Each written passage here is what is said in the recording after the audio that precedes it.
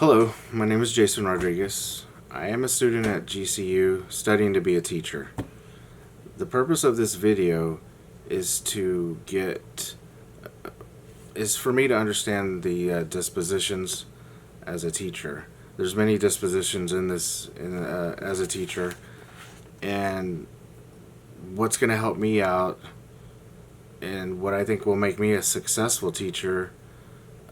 Some of the dispositions that I think will help me are reflection, fairness, respect for diversity, curiosity. Those are some that I think that are going to help me be more successful. The reason for reflection, it's like seeking feedback to measure effective process. So using feedback and to change the process if it's wrong, if the student is wrong, not necessarily wrong, but to help them understand a better idea of the process that they're taking to get there. And then obviously monitoring them and observing others from a learning experience. So watching them do the work and then like making sure that they do it correctly. Asking a lot of questions, because like when I was younger, it was looked down upon as if we were to ask questions. So I never really asked questions when I was younger. When I was a younger kid growing up, I changed and I ask questions now because I want to know what's going on, how to do something correctly, and I want to do it. I want to know why. So making time for the students is another big part of reflection. The fairness part of it, I want to build better relationships with the students, know what they're going through, engage with them. Also, taking time to understand if they have issues at home, have issues in school. I want them to come to me because I want to build like a comfort zone for them. I don't want them to be scared or anything like that, and then guiding the students through the process of learning as far as problem solving and seeking understanding issues and challenges is the fairness part of it.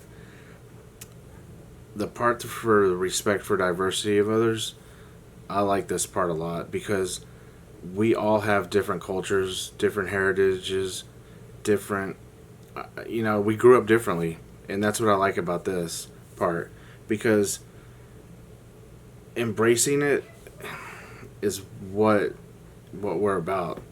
So I don't want there to be any hate, any anger, and I want, like, if something's going on with a student, I want them to tell somebody else, anything like that, because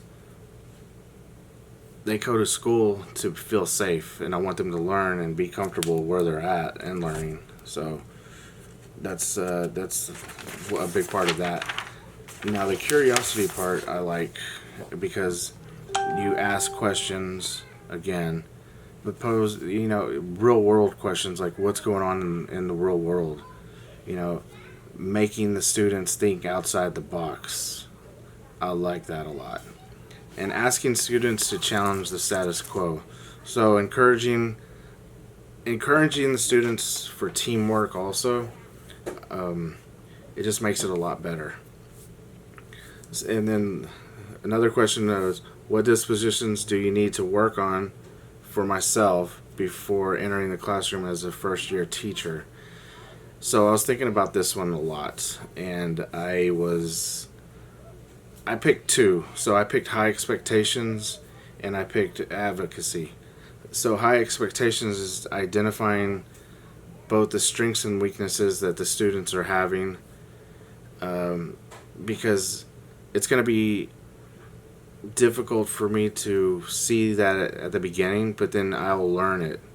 So I want that to be one of the main reasons for that, and knowing the students and just being a part of all the I want them to be included in the classroom as far as like the goals that I have set for them, and for them to have an input as well, because they're going to be accountable for those goals at the end.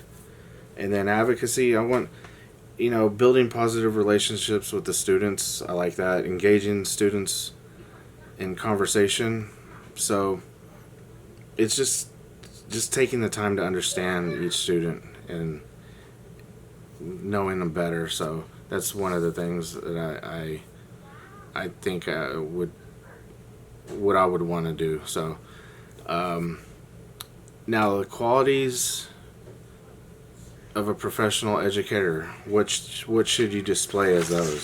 So definitely you need to have organizational skills, analytical skills, intelligence, obviously, because we're going to school. We want to be able to teach others what we've learned.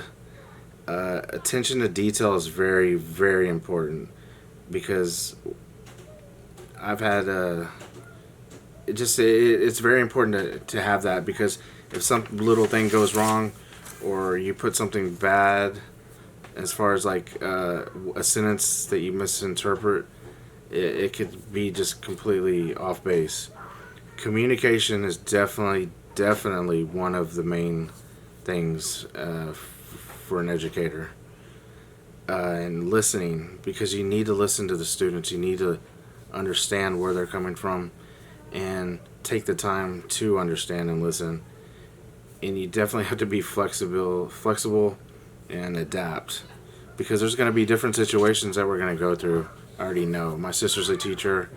I have a lot of family members that are teachers, so I hear stories, and they tell me that they have to like adapt to any little thing that happens in the classroom.